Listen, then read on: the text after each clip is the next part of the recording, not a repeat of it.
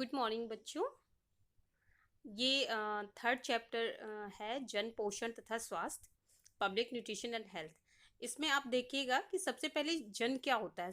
जन मतलब होता है सामान्य लोग, यानी ऑर्डिनरी पीपल। ठीक है।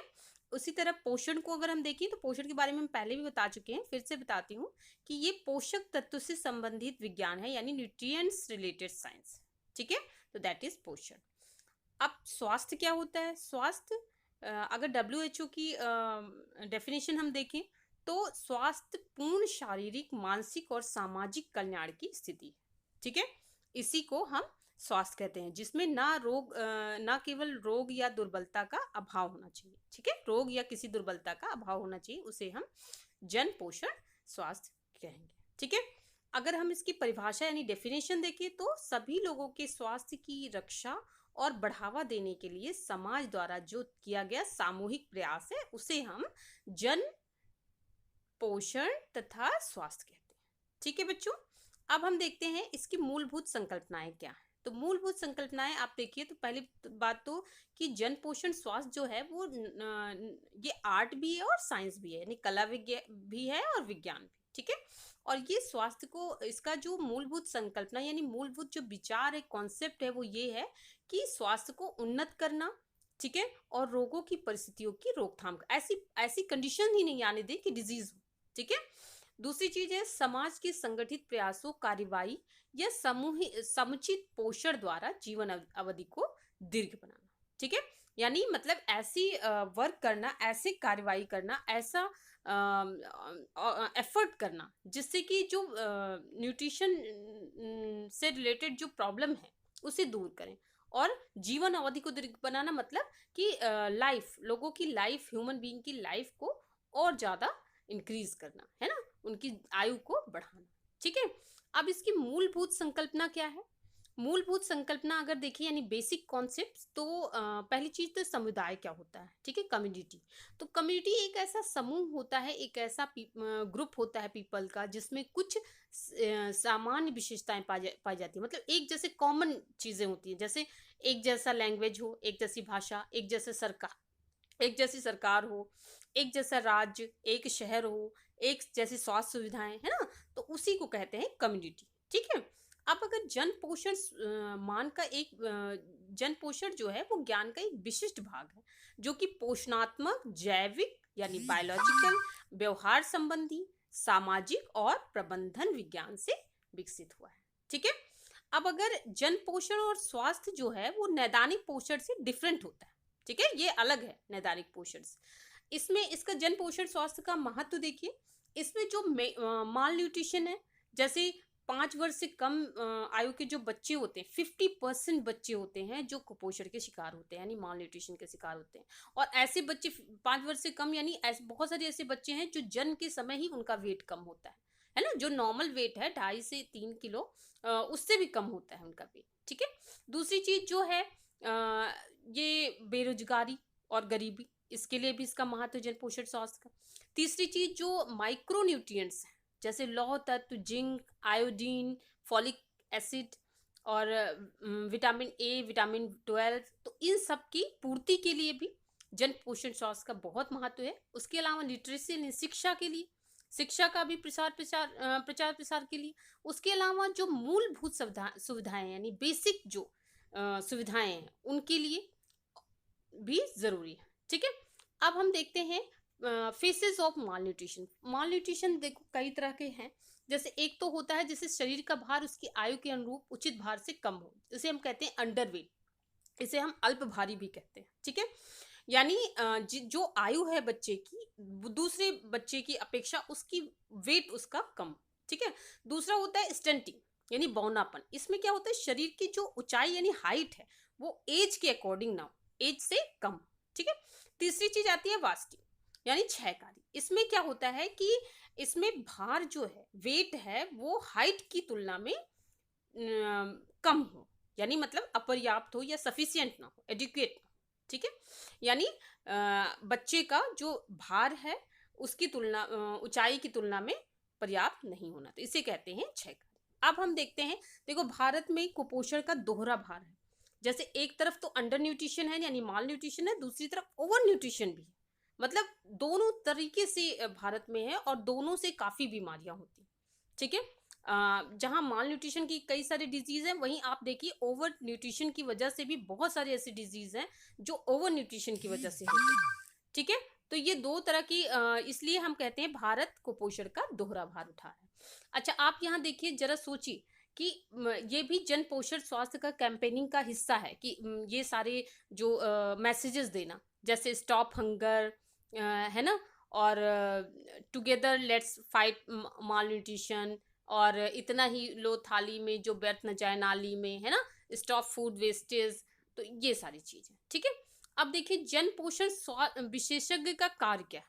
तो जन पोषण विशेषज्ञ का पहली कार्य ये है कि भाई जो प्रॉब्लम है ना, प्रॉब्लम है उसकी व्यापकता की पहचान करना। ठीक, वो कितना है प्रॉब्लम, इसकी पहचान करना। दूसरा ये समझना कि कैसे और कैसे ये प्रॉब्लम आई है, मतलब ये पैदा कैसे हुई प्रॉब्लम। तीसरी चीज, उस प्रॉब्लम के लिए ऐसी कार्यनीतियां या एक्शंस बनाना, स्ट्रेटजीज बनाना, ठीक है, और उन्हें लागू करना। और चौथी चीज जो होती है जन पोषण विशेषज्ञ का वर्क, वो ये होता है कि उनके प्रभाव का मूल्यांकन करना, यानी एवेल्यूएट करना। जो आपने स्ट्रेटजीज शुरू की है उसका मूल्यांकन करना बाद में। ठीक है। तो ये होता है जन पोषण स्वास्थ्य जन पोषण जो विशेषज्ञ है उसका काम होता है। ठीक है। तो ये चार इसके वर्क होते हैं विशेष। ठीक। तो अब आप देखिए अगला, यहाँ पे आप बच्चों को देखेंगे, है ना, एक तरफ ए बच्चे हैं, एक तरफ बी। आप कुछ बच्चे कुपोषित हैं, कुछ बच्चे खिलखिलाते हुए हैं। अब आप बताइए कि कमेंट बॉक्स में मुझे बताइएगा कि कौन से बच्चे देश के भविष्य। ठीक है, जरूर बताइएगा। अब आगे देखिए पोषण संबंधी जो प्रॉब्लम्स हैं वो क्या क्या हैं। पोषण संबंधी प्रॉब्लम, एक तो प्रोटीन ऊर्जा कुपोषण जिसे पीईएम कहते हैं, प्रोटीन एनर्जी माल न्यूट्रिशन। इसमें प्रोटीन और एनर्जी यानी अगर आप एक तरह से कहिए तो बृहत या मैक्रोन्यूट्रिएंट्स हैं उनकी कमी। दूसरी चीज होती है माइक्रोन्यूट्रिएंट्स की कमी यानी सूक्ष्म पोषकों की कमी। अब सूक्ष्म पोषक कौन कौन से होते हैं भाई। एक तो आपका होता है लौह तत्व की कमी यानी आईडीए, दूसरा होता है विटामिन ए की कमी यानी वीएडी, और तीसरा होता है आयोडीन की कमी यानी आईडीटी। ठीक है, इसे हम कहते हैं सूक्ष्म पोषकों की कमी। अब एक चीज मैं और आपको बताना चाहूंगी, एक चीज होती है छिपी भूख, जिसे कहते हैं हिडन हंगर। ये क्वेश्चन अक्सर आता है कि हिडन हंगर क्या होता है। हिडन हंगर का मतलब होता है कि सूक्ष्म पोषक तत्वों की कमी, या फिर आपको पर्याप्त मात्रा में न्यूट्रिशन नहीं मिल पा रहा, दैट इज हिडन हंगर। ठीक है। अब देखते हैं प्रोटीन ऊर्जा कुपोषण। आप देख सकते हैं यहाँ पे एक बच्चा मरासमस से पीड़ित है और एक बच्चा क्वार्सियोरकर से। ठीक है। दूसरी चीज आप देख सकते हैं अपर्याप्त भोजन का सेवन। ये होता क्यों है भाई अपर्याप्त भोजन का सेवन, जब पर्याप्त मात्रा में भोजन ना मिले। दूसरी चीज होती है बृहत पोषकों, बृहत यानी मैक्रोन्यूट्रिएंट्स। मैक्रोन्यूट्रिएंट्स ऊर्जा और प्रोटीन का अपर्याप्त सेवन करने पे प्रोटीन ऊर्जा कुपोषण हो सकता है। ठीक है। और इसके दो बीमारियां होती है, एक तो मरासमस होता है और एक होता है क्वार्शियोरकर। ठीक है। तो मरासमस और क्वार्शियोरकर ये दोनों होते हैं। क्वार्शियोरकर सिर्फ प्रोटीन की कमी से होता है, मरासमस दोनों की कमी से। ठीक है। अब आते हैं लौह तत्व की कमी से हम बात कर लेते हैं। लौह तत्व की कमी यानी जो आयरन की कमी से क्या कौन कौन से रोग होते हैं। आयरन की कमी से आप देखते हैं ये लक्षण हो सकते हैं, जैसे सामान्य पीलापन, ज्यादातर है ना पीलापन आ जाता है, नख जीभ में पीलापन, आंखों की श्लेष्मा जो होती है उसमें पीलापन, ब्रीथलेसनेस हो जाती है यानी सांस फूलने लगती है, कोमल तालु हो जाते हैं, है ना। उसके अलावा आप देखिए कि एकाग्र रह पाने में थोड़ा सा प्रॉब्लम होती है, और उसके अलावा थकावट बहुत जल्दी हो जाती है, चक्कर आने लगता है ना, ध्यान केंद्रित नहीं हो पाता है ना, कंसंट्रेशन नहीं होता है, मेमोरी लॉस हो जाता है ना, मेमोरी अफेक्टेड होती है। तो ये आयरन की कमी से ये सारे रोग होते हैं। ठीक है, ये सारे लक्षण दिखते हैं। ठीक है, और आयरन की कमी से सारे लक्षण दिखते हैं, और इसे हम एनीमिया भी कहते हैं। एनीमिया और भी कई चीजों की कमी से होता है, वो हम बाद में बात करेंगे, अभी फिलहाल हम आयरन की बात कर रहे हैं। ठीक है बच्चे, अब यहाँ पे देखिए, क्या आप जानते हैं कि पालक को सुपर फूड क्यों कहा जाता है। भाई पालक को सुपर फूड कहा जाता है, और क्यों कहा जाता है, क्योंकि पालक में किसी भी सब्जी की तुलना में बहुत सारे न्यूट्रिएंट्स होते हैं। उसके अलावा उसमें कैल्शियम होता है जो कि हड्डियों की स्वास्थ्य को बढ़ावा देता है, उसके अलावा आयरन होता है, उसके अलावा विटामिन ए होता है ना, जो त्वचा के स्वास्थ्य को बढ़ावा देता है ना। और पालक खाने से भाई इम्यूनिटी भी बहुत स्ट्रांग हो जाती है, ठीक है, रोग प्रतिरोधक क्षमता शक्ति बढ़ती है। इस वजह से इसी सब कारणों से पालक को क्या कहा जाता है, पालक को सुपर फूड कहा जाता है, ठीक है। पालक को हम क्या कहते हैं, सुपर फूड कहते हैं, ठीक। अब हम आगे बात करते हैं।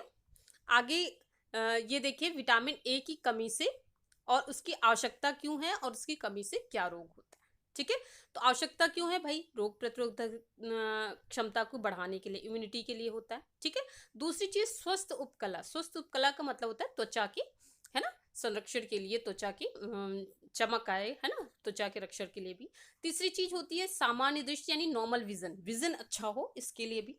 चौथी चीज जो होती है वो वृद्धि यानी ग्रोथ के लिए भी विटामिन ए की बहुत जरूरत होती है। अब इसकी कमी से होता क्या है, कमी से भाई संक्रमण की प्रतिरोधक क्षमता में कमी हो जाती है, यानी जो इन्फेक्शंस हैं, है ना, इन्फेक्शन होने के चांसेस होते हैं। दूसरी चीज नाइट ब्लाइंडनेस, रतौंधी होने के चांसेस होते हैं कमी से। और तीसरी चीज कंप्लीट ब्लाइंडनेस, पूर्ण अंधता भी हो जाती है, कई कई बार लोग बिल्कुल है ना अंधे हो जाते हैं। और फिर उसके बाद शरीर की वृद्धि प्रभावित होती है, यानी ग्रोथ रुक जाती है या कम होती है, ठीक है। तो विटामिन ए की कमी से ये सारी चीजें होती हैं। अब आगे हम देखते हैं विटामिन ए कमी और संक्रमण का दुष्चक्र, ठीक है। ये एक साइकिल चलता है, साइकिल। अब जैसे विटामिन ए की कमी हुई, ठीक है, तो क्या होगा, संक्रमण के लिए अधिक संवेदनशीलता हो गई, मतलब सेंसिटिव हो गया व्यक्ति इन्फेक्शन के लिए। और अगर इन्फेक्शन के लिए सेंसिटिव हो गया तो फिर विटामिन ए की और ज्यादा कमी होने लगी, है ना। जब व्यक्ति इन्फेक्शन के लिए सेंसिटिव हो गया तो और ज्यादा विटामिन ए की कमी होने लगी और उससे फिर विटामिन ए की कमी होने लगी, ठीक है। अब हम जानते हैं कि गाजर खाने से क्या लाभ होते हैं। गाजर खाने से भाई क्या लाभ होते हैं, एक तो आंख, है ना, आपको पता ही है, नेत्र अच्छा रहता है, आंखें अच्छी रहती हैं। और उस ऊपर से आपका जो प्रतिरोधक रक्षा को बढ़ाने में भी मदद करता है ना, ये इम्यूनिटी पावर को बढ़ाता है, ठीक। अब आते हैं आयोडीन हीनता विकार। आयोडीन हीनता देखिए विकार क्या है, इसकी आवश्यकता क्यों है आयोडीन की, एक तो सामान्य मानसिक और शारीरिक विकास के लिए आवश्यकता होती है आयोडीन की। दूसरी चीज जरूरत क्यों है, इसलिए मिट्टी में आयोडीन की कमी हो जाती है, deficiency of iodine in soil, ठीक है। तो इस वजह से बाकी चीजों में आ नहीं पाती आयोडीन, तो इस वजह से आयोडीन थोड़ा कम हो जाता है, ठीक। अब अगर कोई गर्भवती स्त्री या मतलब प्रेग्नेंट लेडी प्रेगनेंसी में नहीं लेती है आयोडीन, तो क्या होता है फिर मानसिक जन्मजात विकृतियां आ जाती हैं, ठीक है। और गलगंड यानी ग्वाइटर होने के चांसेस होते हैं, ठीक है। तो ये आयोडीन की कमी के प्रभाव मैंने बताया, ये आप देखिए until you get your nutrition right nothing will change, कुछ भी चेंज नहीं होगा जब तक आप न्यूट्रिशन अच्छा न्यूट्रिशन नहीं लेते हैं, ठीक है, राइट न्यूट्रिशन। अब आप देख सकते हैं विटामिन ए के लिए क्या क्या लेना चाहिए, आयोडीन के लिए, प्रोटीन के लिए और आयरन के लिए। आप इसमें देख सकते हैं कि किस तत्व के लिए क्या क्या हमें लेना चाहिए, ठीक।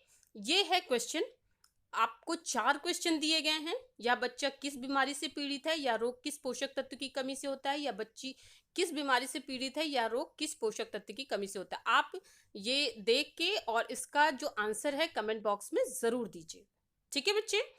आज के लिए इतना ही, ठीक है। Thank you very much for watching this video. Bye bye, अगले वीडियो में फिर मिलेंगे। बाय बच्चों।